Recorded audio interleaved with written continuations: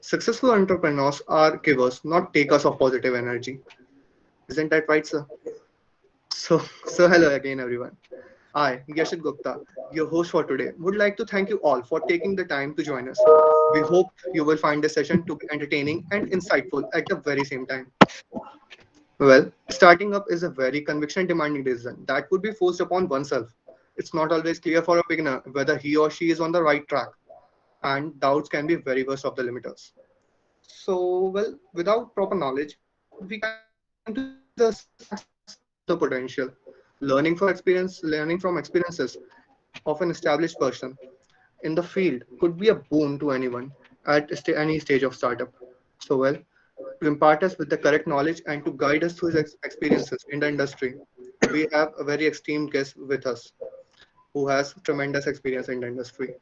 A visionary first generation social entrepreneur and a very passionate man, Mr. Siddharth Mayur sir himself, co-founder and managing director of H2E Power System Private Limited and managing director at mPower GmbH and HEXIS AG. Leave the world better than you found it. That's his personal vision that drive his company to innovate and develop solutions to provide 24 into 7 clean, green, reliable, and affordable energy for all.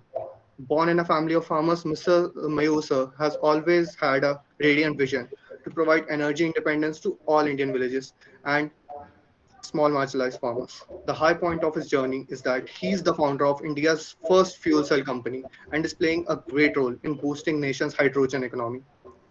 The whole RJPT family would like to present its heartiest greetings to him. So, over to you, sir. Thank you very much, Yashit, for putting together this wonderful slide. I mean, you really put my journey in a very beautiful form here. I should thank you for that. Thank you very much, sir.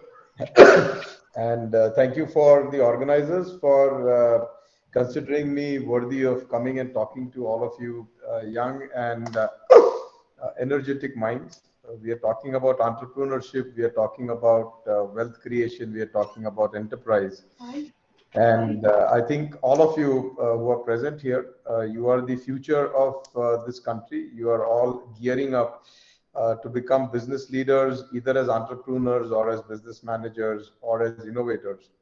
And it's a very interesting time that India, or must I say the world, is going through, where we are looking at a fundamental change in the energy matrix. Since at least I can say this for our generation and a little bit of your generation, we always knew energy as something that comes out of coal. Energy is something that comes out of gasoline or diesel or kerosene. And off late, we know about energy coming from solar and wind. But now there is a transitional shift. We are shifting from not only decarbonizing the world, we are also looking at defossilizing the world. So that has thrown up a lot of different opportunities. It has thrown up different business model. It has thrown up different ideas that can provide for unicorn level business ventures. So, you know, so far you can only look at unicorns that have happened in the software industry or the end delivery industry. So, you know, if you talk about Flipkart, you talk about Swiggy, you talk about Paytm. So these are the things that generally catch the attention of investors and also engineering companies generally are the slow starters, because engineering companies do take a lot of time. And this is where my journey is something that I would speak to you about. I started this journey in 2009. I think it was a time when solar was really picking up. And if you were an entrepreneur, you would always look at solar or wind technologies to get into. But with the maverick thinking that I had, and also a futuristic approach, I always used to think that let us build something that can be good for the future generations, that can be good for the future of our own world. And therefore, I didn't look at solar or wind. But you know, as a matter of fact, I went back to the drawing board and I wrote a vision statement for my company. So my entrepreneurial journey, you know, let me take back to 2009 on how I started my journey. It again happened by chance, luck by chance kind of a scenario. I was not trained to get into the energy industry like all of you. You have your engineers, you are trained in the petroleum or energy sectors, so you have a better idea about where the world is going. And there is so much exposure today. If you look at the social media, if you look at, we are able to connect with each other. You're able to talk to me, who has spent good 25, 28 odd years in as an entrepreneur. And again, I do not come from a technical background. I don't know if you guys know about this, but I'm a commerce graduate. I have not done any formal education in engineering or sciences. But it was again sheer interest and passion that has taken me to where I was, to where I am. So this was 2009. It was, I think, month of October. That was Diwali month. And I belong to a small village. As Yashit mentioned in my introduction, I belong to a family of farmers. And I belong to a village or a small district place in Maharashtra called Jalgaon. And in Jalgaon district, we have our village called Chopra. So that's where my family comes from. And after the Diwali Puja, I called my grandmother who lives in Chopra in the village.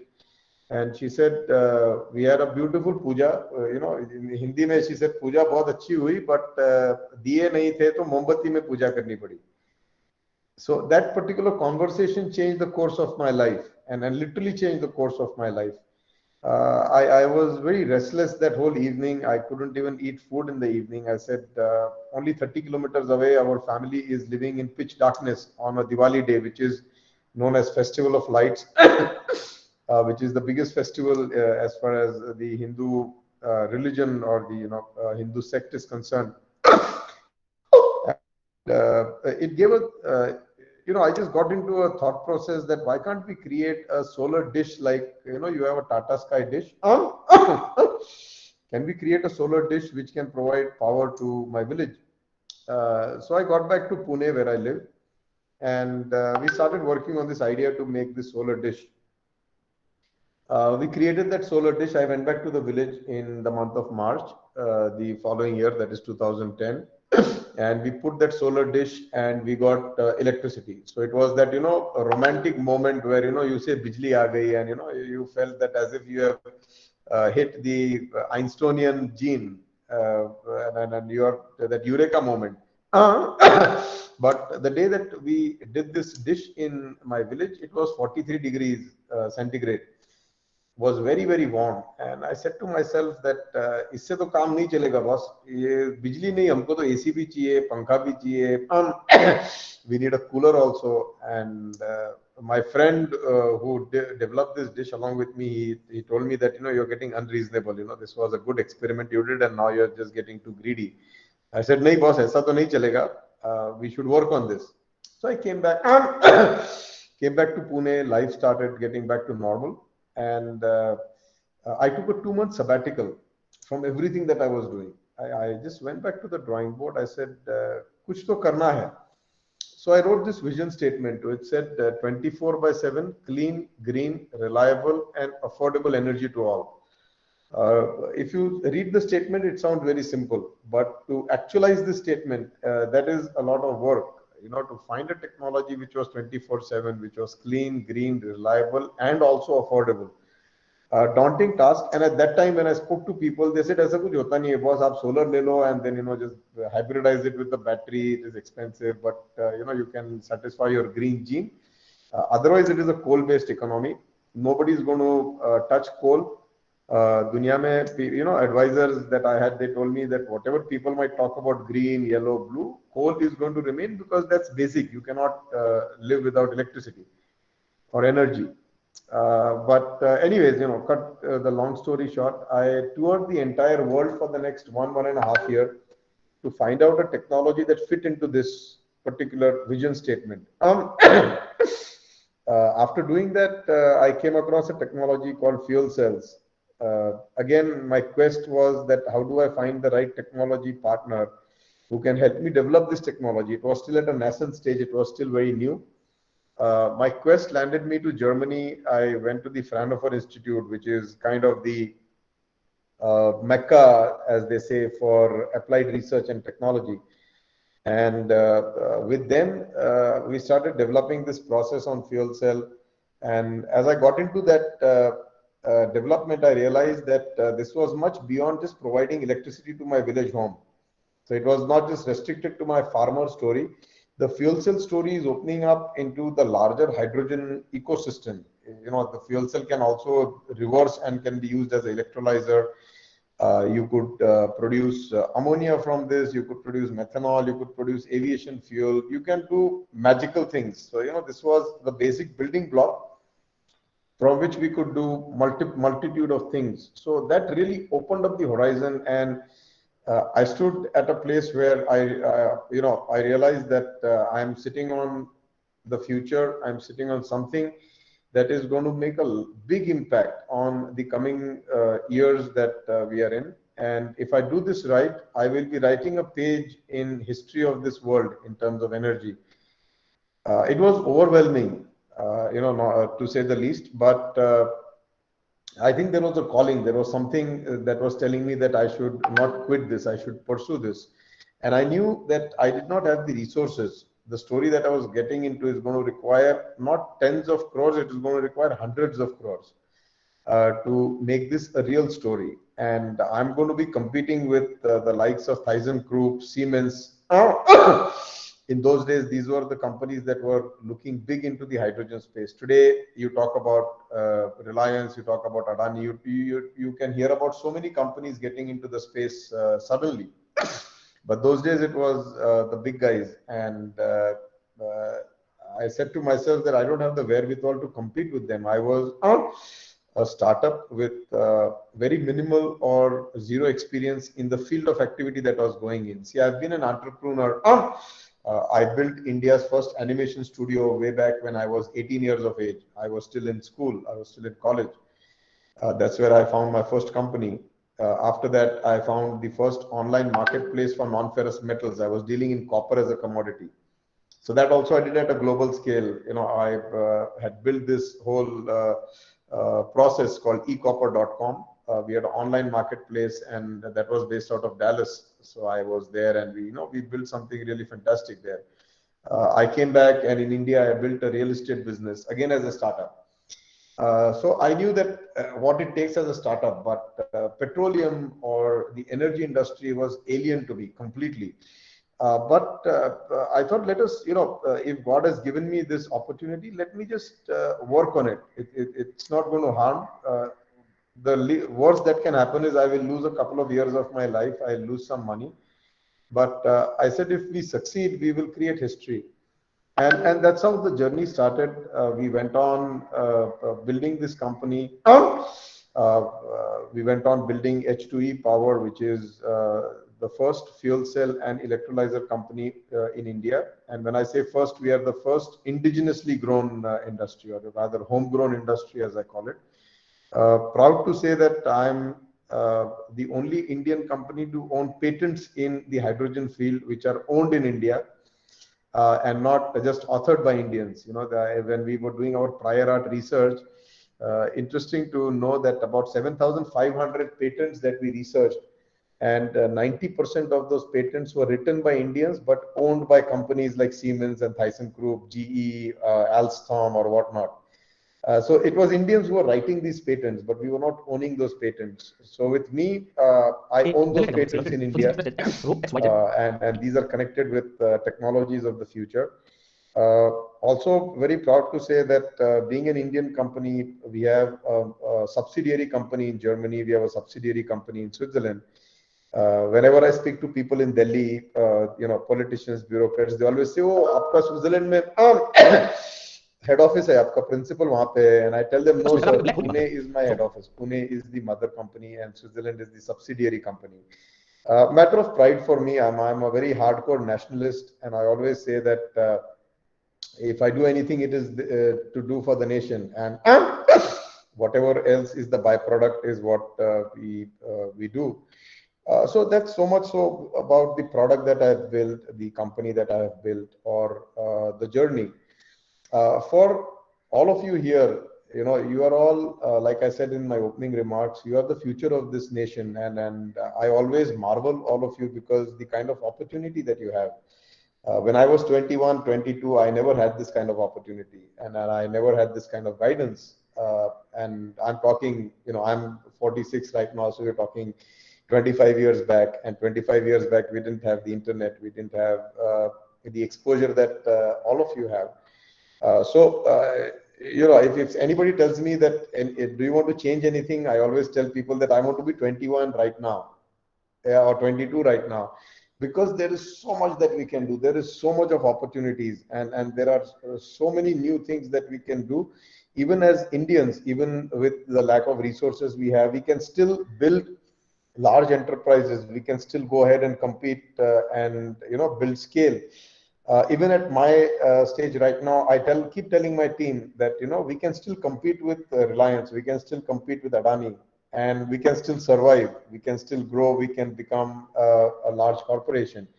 So that's the opportunity that is available today to all of you. All of whoever is 20 to 25 age group. That's the opportunity that is available to you. And what I'm going to do now is I'm going to throw it open to all of you, and let's do this. Let's take 5 questions, and I'll answer those, and I'll again then tell you a little bit of the entrepreneurial journey that I've had.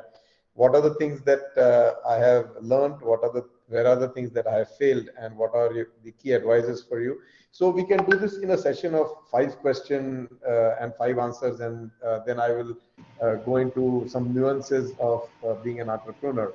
So Yashit, why don't we pick up 5 questions? I'll answer to those and then move to the next chapter. Yes, sir. Yes, sir. Surely, we can do that. We will go for questions for now, and I will thank you, sir, for like the what you said right now. Like the thing particularly you said that Pune is our main company and the Switzerland is subsidiary. It really is a matter of pride. Something we will say.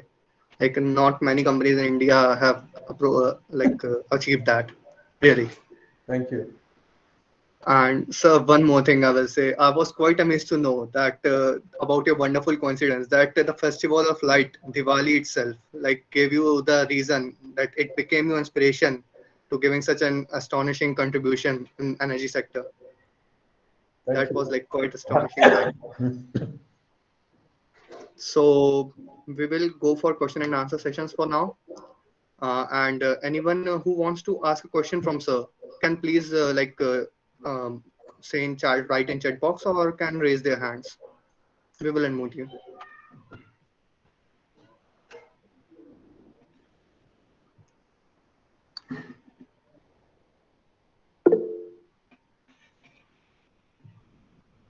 Sainath wants to ask a question. Someone unmute Sainath. Okay, Sainath, you can unmute yourself.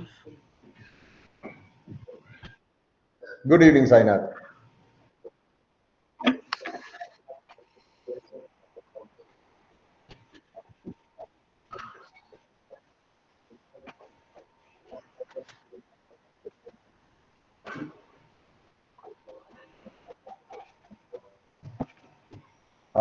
I don't know what you mean by secrets, but my life has been an open book, Sainath. Everything is open source, and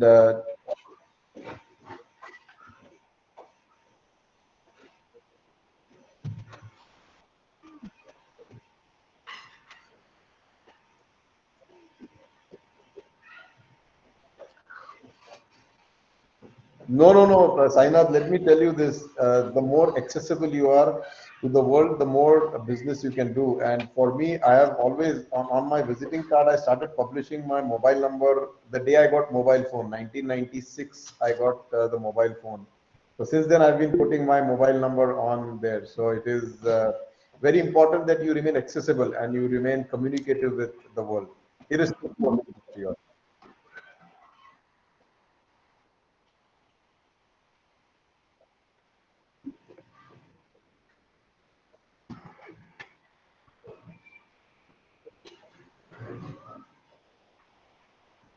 Uh, I mean, I never kept anything as a secret, but I think life has been kind to me. Must I say that?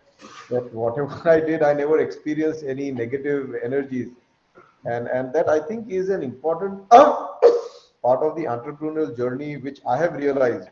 If you start on any question or on any journey with a negative connotation, It is the aura that comes to you. And I have believed this significantly over my journey. And I'll tell you one example. In the energy space, when I started this, I had a finite amount of money, which I had from my real estate business. I didn't have infinite sum of money. And what I was getting into was going to require a huge amount of funds. And whenever my wife used to ask me that, where are you going to get the money for? And I used to always show her the finger up, to the sky. And one fine day, she just held me there and she said, no, you have to tell me where is it the money going to come from? The sky is not going to give you money. And I used to tell her that, look, God gave me this idea to do what I'm doing. I'm not even an engineer, but I'm trying to do something which is hardcore engineering. So which means that this was my calling. And if it was my calling, my job is to be very loyal to the calling. My job is to work 24/7. God gave me 2 hands, 2 legs, 1 brain, and 1 heart. So I should use that to the core. I should keep the vision on top of my priority list, and the resources will come. It is His duty to give me resources. Let God worry about the resources. And believe you me, in the last 13 years, I've come to situations where I had, literally there was at least thrice I remember I had less than 50 rupees in my bank account, 50. And I had a salary payment of 4 lakhs to be made the next morning, or I had technology fees to be paid off a few crores in the next 1 week or 2 weeks. And money has just come from somewhere. It was as God came in different forms to me. And I'll give you this example. There was a gentleman who walked into my office one day and said that you own a property somewhere. We've seen the property card and we want to buy this property. And I said, sir, I have already sold that property off. I don't own a property there. And he said, no, from the offshoot of the property you had, this is a land that was still remaining with you. I absolutely did not know about this. And he said that I can offer you this money. I said, sir, take a 10% discount. Give me the money tomorrow morning. He said, I'll give it to you in a month. So he said, what is going to happen in a month? Why are you losing this money? I said, no, I have to pay somebody next week. And I desperately need this money. So I took that money, we signed the document, and when we went to the register office, I touched the feet of this person. So he said that, why are you touching my feet? I am even younger to you, I believe. I said, look, God comes in different forms. Today you came in the form of God to me. So God came here to help me. He made sure that I do not default. So that was God's way to reach out to me. So I said, therefore, for today, you are my Almighty. So I have to touch your feet. So, God definitely comes to you in different forms. As long as you are very loyal to your cause, you're very loyal to what you're doing. The moment you diverse your vision, the moment you start looking at, nahi, yahan se chota paisa bana lo, let me make quick buck, that is when you falter. That's when things go wrong. But over this journey, 12 years, not a single time. I mean, I would have delayed my payment sometimes, but I have never defaulted. The resources have just come. So, just taking your question, I digressed a little bit and went into something else, Sainath, but I hope I've been able to sufficiently answer your question.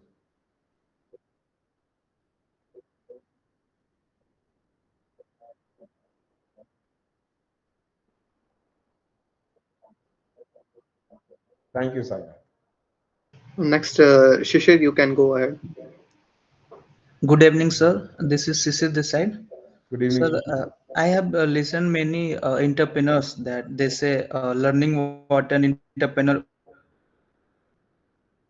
would have done differently can help them make smarter choices upfront. So, sir, in your point of view, knowing what you know now, is there anything you would have done differently when you were first starting out? A lot of things actually, Shishir. I mean, I would be lying if I said that no, life has been good and reflecting back, everything is perfect. I would have done a lot of things differently. To begin with, I would have listened to my father and I would have pursued my higher education and done a MS or a MBA. That was the first thing that I always regret in my life.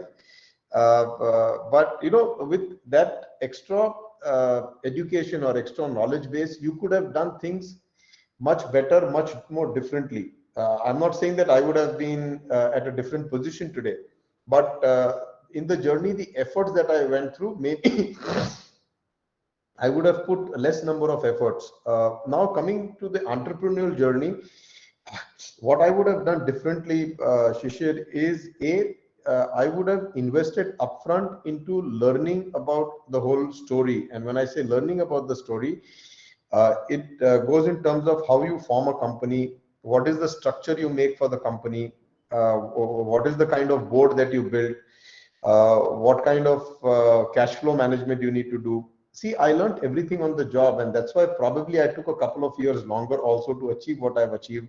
Maybe I spent a lot more money than what I would have spent. Sometimes what happens is that we always think that why should I spend on a consultant today? You know, यहाँ पे 1 lakh रुपया खर्चा क्यों करूँ? I will save that money. I will learn on my own. I will read some books. But a person who has put in experience can give you better advice, even if it is costing you money. So maybe if I would have at least on the core structure, you know, how we are structured as a company, we would have got some better advice. Maybe it would have saved me valuable time, and time is the one resource which is a finite resource. You may lose money, you can make money, but if you lose time, you can never make time. So this is something that definitely I would change. The other thing that I would change is try to bring a product earlier to the market. See, because I was a non-technical person, I was always thinking that how can we make a perfect product? Let us hold on and make it perfect before we go to market. Maybe if I went to market 2 years earlier, our product maturity would have happened much more faster. Number 3, and the most important thing, which we read in the books but we never practice, is that hire people who are smarter than you. You always try to hire people who will listen to you. You know, you always have that thing, you know, meri bhi sun lo. But if you're able to manage people well, and if you're able to hire smarter people and empower them, you can get much more done. I have realized that, you know, a little later in life. But now, you know, as an organization, we always make a point that we give a lot of freedom to our people. We hire people who are very, very intelligent, very smart, and then use that smartness to get things done. And the fourth thing, which is also very important that I have learned in life, is that spend at least 1 day in a month to yourself. When you're an entrepreneur, you always want to say that I want to work 7 days a week. I want to work 20 hours a day, which is very good, you know, which makes for a good story. And I always quote this, that, you know, I work 7 days a week. I have not taken a holiday in 8 years. And people clap and they say that, boss, what achievement. But I think on a hindsight, I would be better off if I would have spent at least 1 day in a month all to myself, you know, switching off everything, going in for internalization, going in for proper thinking process, maybe 1 day in a month only for my family. That would have given me a lot more energy. So these are things that perhaps I would change if I had a time machine to go back and, you know, make those modifications. Okay, sir. Thank you. It will guide us for some of our own decisions, sir, from now. Thank you, Shishi. Thank you, sir. Gyana, you can go ahead. Gyana wants to ask a question, sir. So thank you for the answer, sir. First of all, my name is Gyana Kashyap, and I would like to ask that, sir, you have started anew so many times, and you have had so many ideas and so many startups. You always had that will to go ahead and just do it. So how were you always able to keep your will that this is going to be my idea, I'm going to go forward with it? Because you had just so many options with you, and you tried so many times with it, and you were successful with quite many of it. Thank you, Gyana. Interesting question. I have only told you the ventures I succeeded. I have had about 11 failures, miserable failures. I mean, I did a business in between where I was exporting rice, and my ship got taken up by pirates somewhere in a place near Botswana, and, you know, I lost a shitload of money in that. I lost a lot of money in a software venture that I went into. I thought that I could write codes and I could, you know, build. I could become the next Bill Gates. Everyone has a fancy. I lost a lot of money there also. But there was one time that I lost big money in one of the ventures, and I was a little disheartened. And I went back to my father and also my uncle, who was my mentor. So I told them that, there's a lot of money that I've lost. And then my uncle told me that I'm happy that you've lost the money, because what you're talking today is a lot of sense. I mean, we had a 1 hour discussion, both uncle and my father, and they said that you're talking a lot of sense. And itna paisa deke humne bacche ko kama liya, that's what they told me. And then they always told me that as long as you're not doing anything illegal, you're not doing anything wrong, losing money is okay. Don't lose time. So samay mat gawao. And they said, don't be depressed. You were depressed for 24 hours and you have lost 24 hours of your life, which will never come back. So whenever you do something, go with your instinct and go full throttle. And never I would do this as a part-time activity. I would do this and then go in. It does not work, and it is true for anything that you do. And I always tell this to everyone, including my children, that if there is an element of love in whatever you're doing, they always say love is blind. If there is passion and love in a relationship, that relationship will always blossom. Whether it is a relationship with your girlfriend, with your wife, with your mother, father, children, sister, brother, or your enterprise. If there is love, if there is passion, you are bound to succeed. Of course, you may make some rash decisions in the feet of that passion, but you will never go miserable. So whenever I've gone in, I have gone full in. So I would not say that I will keep some money on the side for security and some money to do this, some money to do that. With H2E, let me tell you, we went through a situation where I have put in everything. My wife has not shopped for a single piece of jewelry for the last 10 years. And she's happy with that, because, we are all contributing here. My children have sacrificed their vacations. They only come to my office and the lab in their summer holidays, while their peer group are going to Europe, to Australia, to US. So they have sacrificed. They believe that their husband, their father is doing something good. And I have not, I have mortgaged everything that I had. If somebody could mortgage my skin, I would do that also, because I believe the vision that I'm working on is much greater than me as an individual. So, I'll give you an incident that happened in my life. Once I called Pandit, Pandit ji, and I asked him that what is the money you require for final rites when you die? तो आपको दफनाने के लिए या जलाने के लिए कितना खर्चा होता है, विधि में कितना पैसा लगता है, आपके 13वें के लिए कितना पैसा लगता है? So he told me that ये सब मिलके 15,000 रुपया लगता है, बोले साहब. So that day I made 2 packets, 50,000 rupees each, one for my wife, one for myself. So that is the saving that I need, I told myself. And I wrote a letter for my children that this is the amount of money, this is what has to be done when I die. So I am paying for my last journey also. So if you need any savings in life, you need that saving, because you cannot take any money with you. So I put that money aside and I said, let me devote my life to this cause. Let every individual become energy independent. If a farmer becomes prosperous and does not commit suicide because he has energy and he's prosperous, I think I would have justified whatever efforts I've put in. And that is the reason you should live. So, even for my company, Gyana, we have a charter. We always say that who should get the profits for the company. So I have 7 stakeholders for whom I work. And we do this in this order. This order cannot be changed, cannot be compromised. So the first shareholder in my company is Mother Earth. Whatever I do, they have to get a major share of the profits that this company makes. The second shareholder is the nation. The nation that gives me an identity, the nation that gives me the reason to live. So that is my number 2 shareholder in the company. Number 3 shareholder is the society. So, people around you, your friends, your peer groups, all of them, they are your support system. So you have to work for them. Number 4 is your customer. If it is not your customer, you cannot sell anything. If you don't sell anything, there is no enterprise. Number 5 is all your partners, which includes your investors, your bankers, your suppliers, vendors.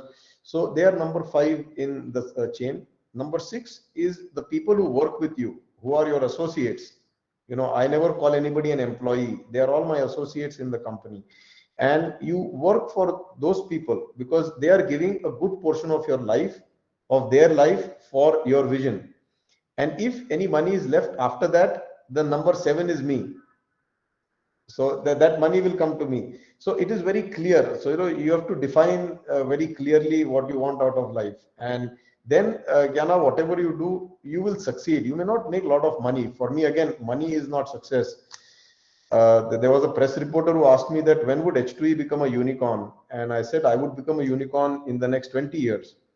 So he was very surprised. He said that with the growth that you are having and with the business opportunity, you should become your company should be valued at $1 billion in the next couple of years.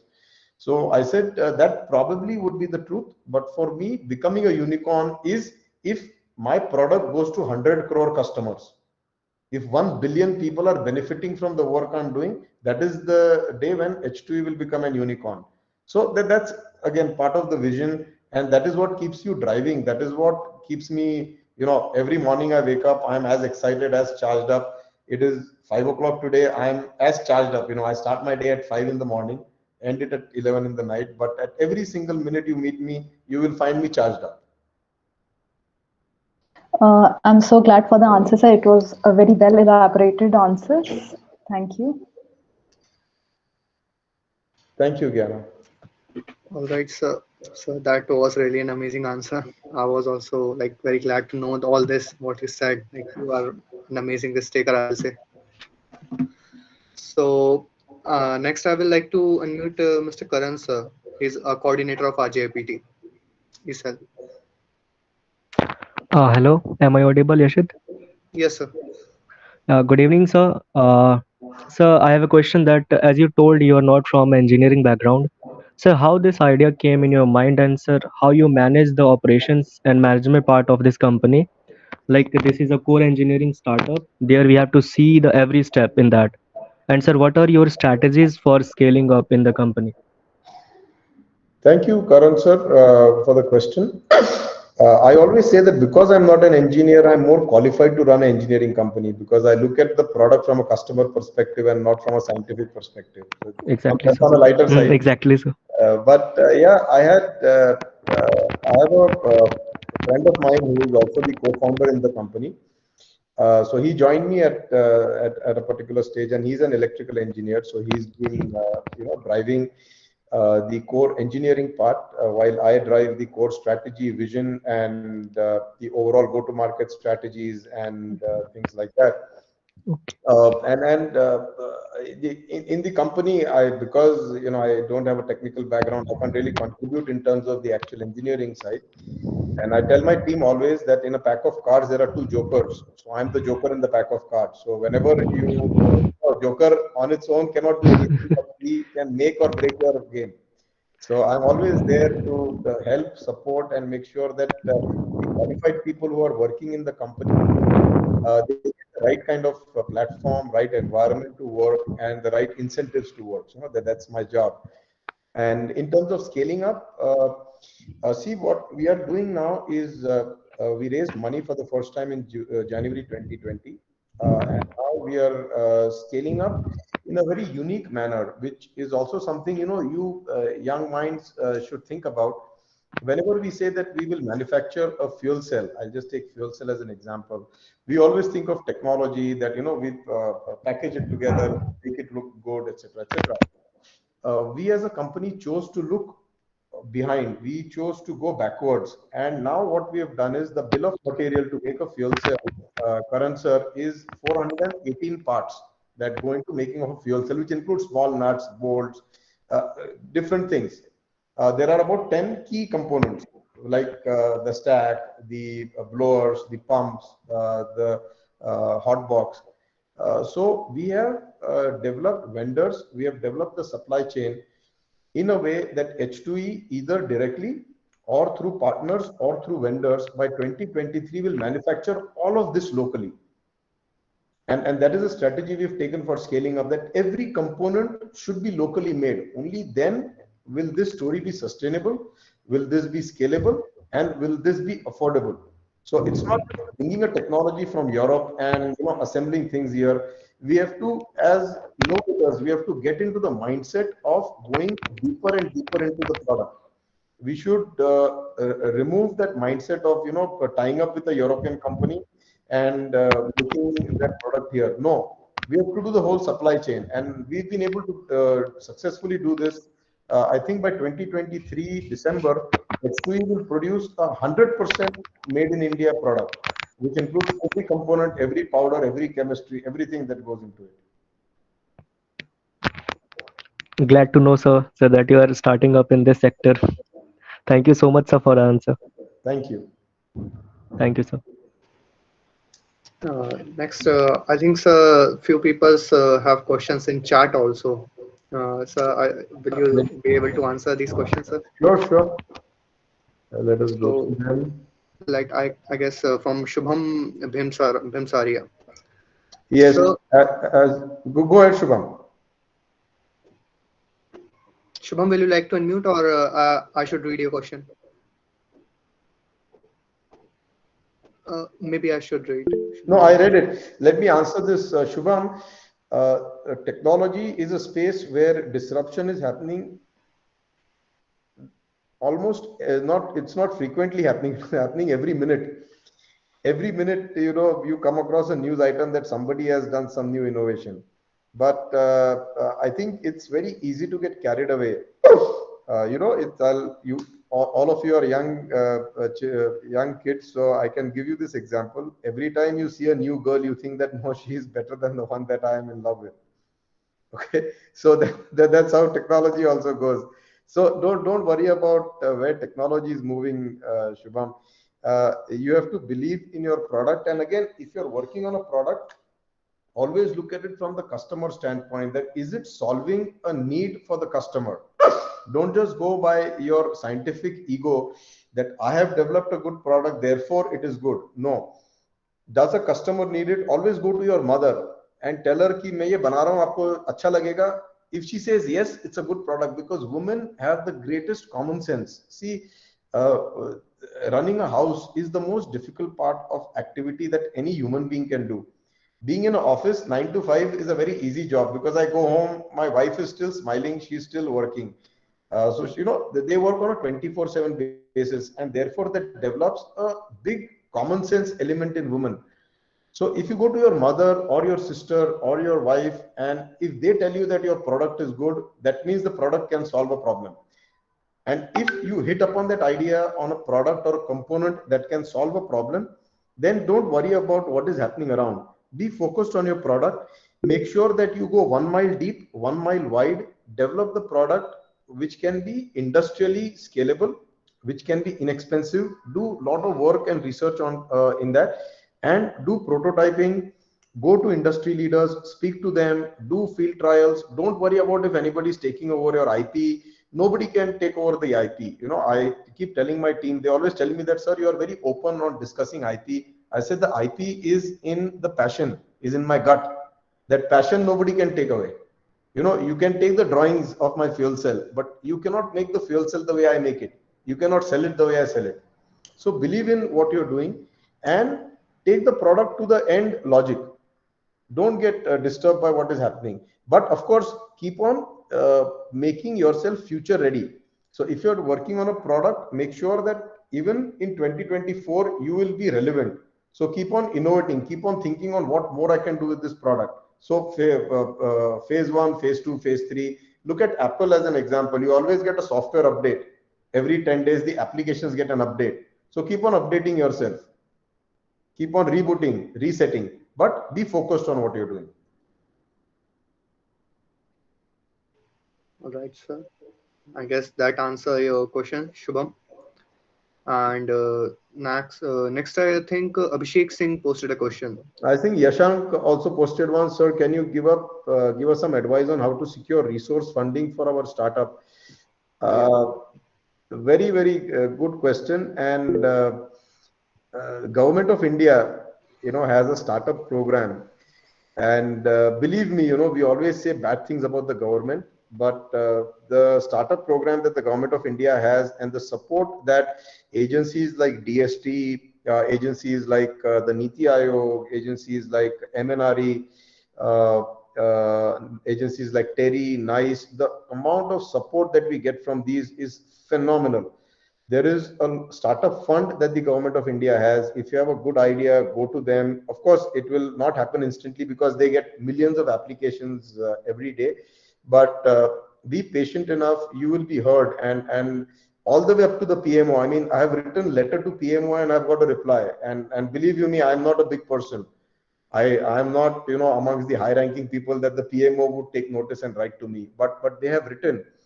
So the government ecosystem is very solid for startups, very, very good. Then there are banks like SIDBI, which has startup funds. There are also online, I can give you a lot of resources. There are online angel funds that are available. There are a lot of high net worth individuals, even people working in organizations. People have formed funds where they invest 2 lakhs, 3 lakhs, 4 lakhs into ideas. So a lot of these resources are available. So if you have a good idea, Yashank, prepare a executive summary of what you have. And that executive summary should include what is the product, what is the exact problem it is solving, what is the amount of money you need as a seed fund, and with that money, what is going to happen. So see, the source, the application of fund is very important for anybody who is wanting to give you money. So you should define that application of fund, and after you put this money, where will you be? Because of course, if I give you 10 lakh rupees, it's not going to make your product commercially viable. But with 10 lakh rupees, what are you going to do? Where will you reach? After that, what is the amount of money you will need? So at least one step you have to define.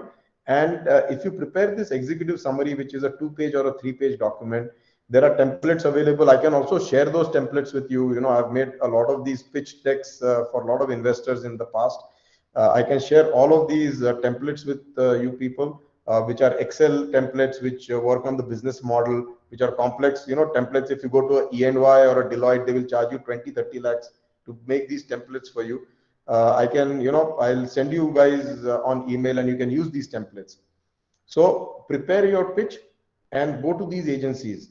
And believe me, the government of India's initiatives on Startup India, applaud worthy. I mean, I've heard about this even in Germany. I was talking to somebody in the German government, and they said that we are so impressed with the Indian government startup program. It is so ironical that the media in India always keeps on criticizing the government, but somebody in Germany told me this, and I was so incredibly proud about that when I heard this.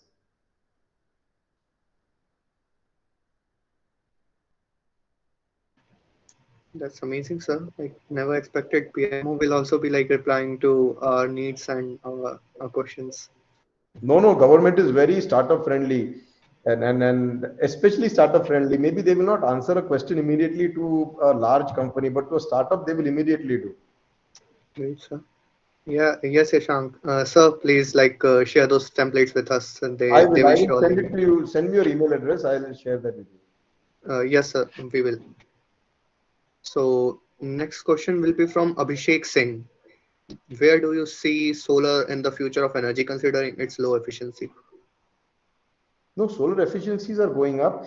The future that I see of energy is a complete hybrid model where you combine a solar, a fuel cell, electrolyzer, wind, battery, biomass, all of that put together, because you need all of them to come together to fight fossil. Fossil is a very strong energy source, and that's why we cannot do away with fossil immediately. But if we can combine all of these technologies, like we have built a mini grid which is solar, fuel cell, battery hybrid system, or I'm building one mini grid which is a electrolyzer, solar, fuel cell tied, where we are producing hydrogen, we are storing it right at source and using it there. So we are doing this project in the Leh region. So there are different models you can work, but solar has a big future. And if you can hybridize that with all these new age technologies, we can replace the grid completely. You can become 100% energy independent, which is a vision that the Honorable Prime Minister has spoken about, that by 2047, India should become energy independent. Now put this in numbers. India's energy import bill is $180 billion every year, 180. I personally do not know how many zeros that would be if I converted it into rupees. My calculator cannot accommodate that for sure. So you want to make that to zero by 2047. So that's the scale of opportunity we have, to work on different technologies or different innovations. Right, sir. Right.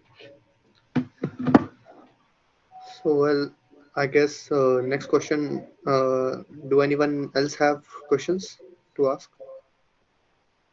I think Shubham wrote something. When we do something that's beneficial to the society, we can seek support from government, how to take them in confidence. Shubham, if you're doing something which has a large social impact, there are places where you can, talk about what you're doing. There are platforms these days because of the social media. It has become very vibrant, and you can really reach out to people very easily.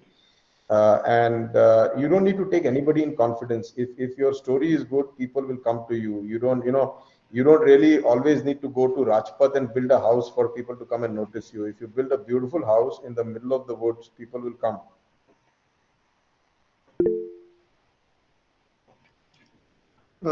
Yeah, Arjun Krishna. Uh, yeah, you can go ahead, Arjun. Hello, sir. Hello, Arjun. Yes, sir. So you said that engineering companies are they take like much more efforts and much more time to grow, but they are never like talked about and not in much spotlight. Sir, isn't it a bit demoralizing sometimes? It actually is, Arjun. And like I took 11 years, and when you're doing basic development, it takes time, validation. Like if I just have to make one component and test it in my fuel cell, the validation process is 2 years because you're dealing with a lot of critical elements. See, if you're dealing with the software, if the software will hang, it is okay. People will tell you, "Arey, boss, hang ho gaya." They'll call you. They'll give you 2 galis. That's all. But if a fuel cell goes into a trouble, or any engineering good for that matter, if a car malfunctions, it is life threatening. Or it's life damaging, at least, if not life threatening. So you're dealing with a human life at every stage when you're doing an engineering product. And therefore, it takes time. So it definitely is frustrating and even demoralizing at times. I would be lying if I say that I have never thought of quitting this. At least a dozen times I've told myself in private that, hell with this, ho gaya, abhi nahi karna hai aur. But I think you have to garner strength, and that temptation to quit, if you can overcome that temptation, is where that recipe for success lies. When you're so stubborn that you will not give up. And for me, my practice of yoga has helped a lot in stabilizing my mind when I go through these frustration pangs. So I have practiced yoga every morning. I get up at 5 o'clock. I run about 6 kilometers every morning, and then I do yoga every morning. I reach office at 7:30 or 8. That's my time to reach work. And I meditate in between. I don't follow a pattern, but I do, close my eyes and just breathe for a couple of minutes. So that has really helped me overcome this. It's really not easy, but if you're in that game, then don't look at your peers. Don't look at somebody who's developing a software app and making a lot of money in 3 or 4 months' time while you're just struggling forever. But stay put, Arjun, and always remember this: that it is these engineering innovations that are driving the world. The software is running on a laptop or a computer. That computer is an engineering innovation which took years and years to materialize. So, this is basic. This is the core. Thank you so much, sir. Thank you, Arjun. Well, I guess Saminga wants to go next. Sure. Saminga, go ahead.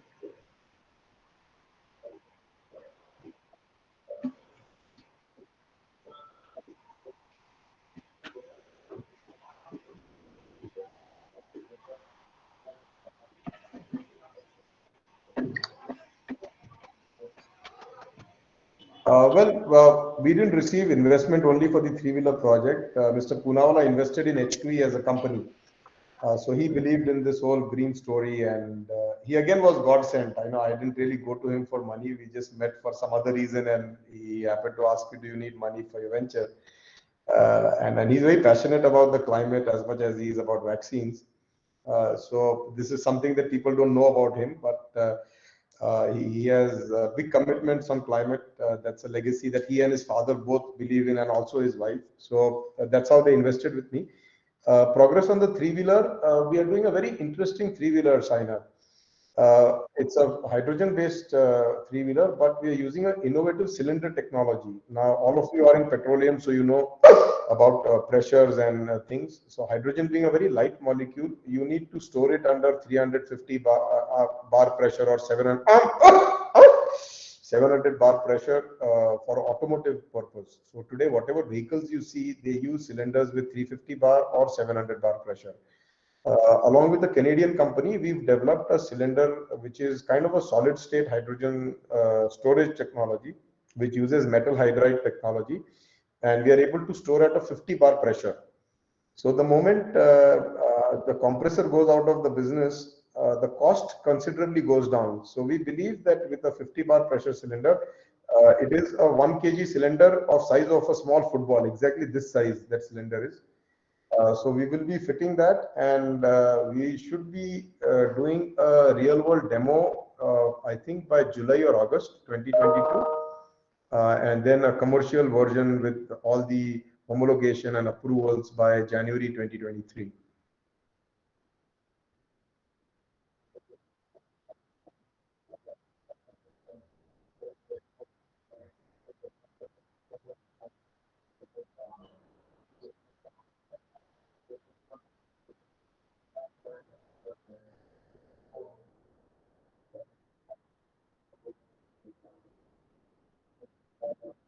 This township actually is right in the center of the city of Pune. It's a large parcel. It is behind COEP. So it's a 200-acre parcel of land which is left in the city. That's where the township is going to be coming up. Thank you. All right then, sir. I guess that's it for questions. No more questions, I guess. Great. So let me just do the concluding remarks on what I wanted to tell all of you, and we are coming very close to Valentine's Day, which is on the 14th, I believe. Yes, sir. That's true. So I spoke about love and passion, right, some time back, and that has been a big driver in my success story. The commitment to the product. I always say work is worship.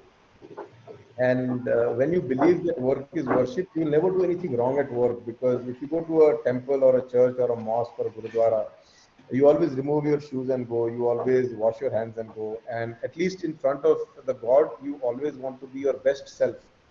You don't want any bad thoughts to come. You don't want thoughts to come. What do I do this? So when you treat your work as worship, you do not need to go to a place of worship. This is your place of worship. And if you can inculcate that in you, all of you, whatever work activity you will do in the future when you go into commercial world, if your work is your worship, you will always produce fantastic results. You will always produce miracles. And always remember one thing, that the only finite thing you have is time.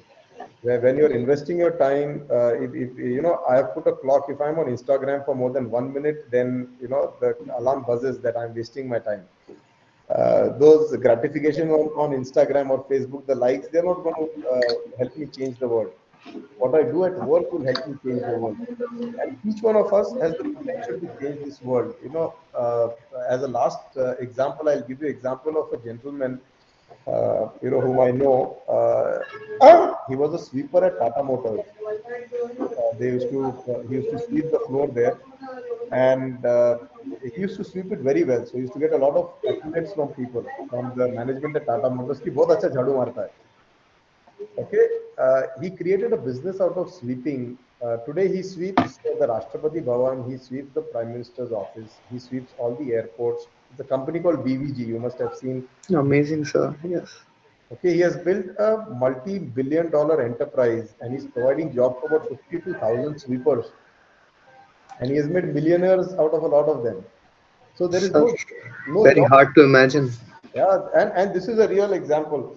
There is no job which is difficult, or there is no job which is a lowly job. And another example is of my mentor, and was also my uncle. He passed away. He passed his examination and he was appointed as a deputy collector. He passed IAS examination. He was also a lawyer, but he chose to become an entrepreneur.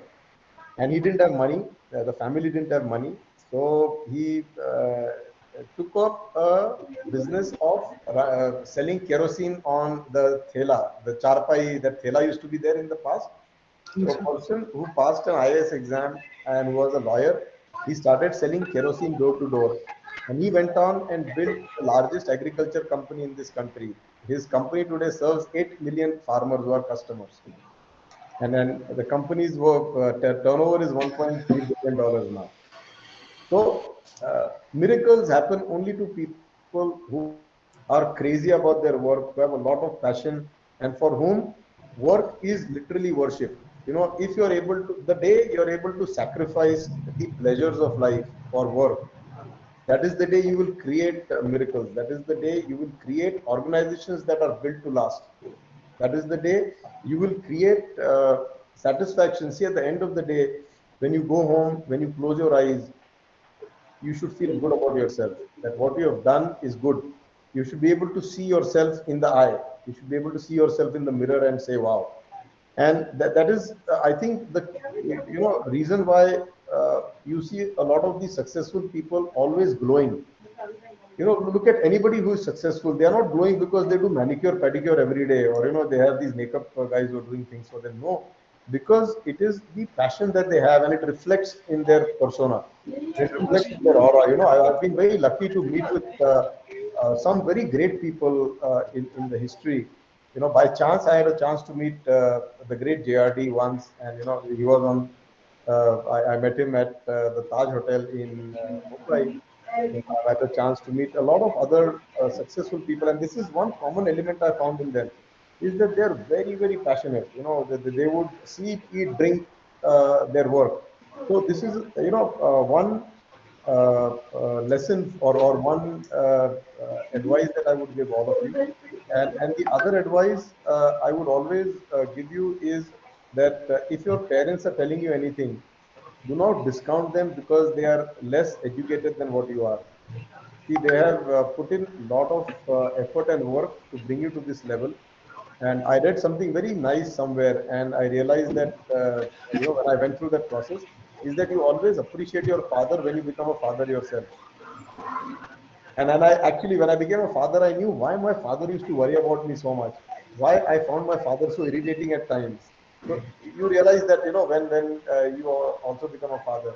So always keep your parents right on top. Sometimes they may tell you things which you may not like, but that worship towards your parents is, I think, the biggest lesson that you could take back. The biggest takeaway from this meeting is that what can I do to give back the debt of my parents? Matru Run and Pitru Run. There are two kind of debts that we have.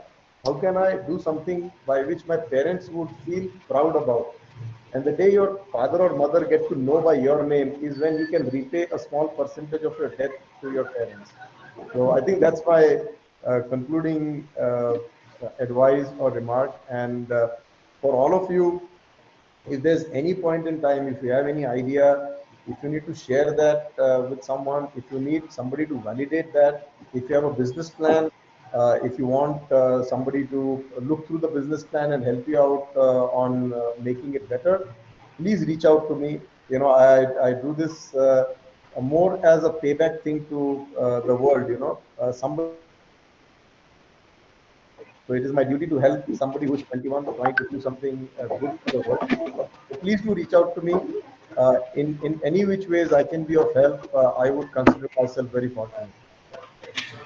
Yes, sir. That will be truly an honorable opportunity for not actually just Ecell, for whole RGIPT, to get that guidance from you. And so I will say, I would like to thank Mr. Siddharth sir for joining us today and providing us his guidance. and sharing his personal as well as professional both experiences with us. I think most of us are here will be able to get the idea about how we can proceed in the corporate world. So well now, joining me today will be coordinator of Ecell Rgipt, Mr. Alok Kumar, sir, to offer a vote of thanks. So over to you, Alok, sir. Hello, Yasid. I'm audible. Yes, sir. Yes, sir, you are totally audible. Thank you, Yasid. It's my privilege to propose a vote of thanks and acknowledging the contribution of those who worked hard to make this season successful. I wish to thank each and everyone who is presenting here for their kind presence. On the behalf of Ecell Rgipt, I express heartfelt thanks to our distinguished speaker, Mr. Siddharth Mayur, founder, president, and CEO of S2E Power, for investing his time on future entrepreneur of India and sharing his thoughts. He has rightly mentioned few points. His motivational line कुछ तो करना है, it's also motivation for us, and passion nobody can take away. Focus on your passion. Work will help you the changing the world. Losing your money is okay, but don't waste your time. With these few sentences of wisdom, I hope you all will do well and build his or her entrepreneurship journey. I would like to add one more point for you, sir. We are looking forward to good relationship and opportunity to work with experienced entrepreneur like you in the future also. Thank you again for making this event success. Thank you, sir. Thank you, Alok, and thank you everyone for being so patient and graceful today on this meeting. Thank you very much, sir. We will all be looking forward to your guidance. As you said, we will always try to connect with you. Sure, sure, anytime, yes. Okay, then. Thank you. Thank you, sir, and thank you everyone here for being such a patient and wonderful audiences.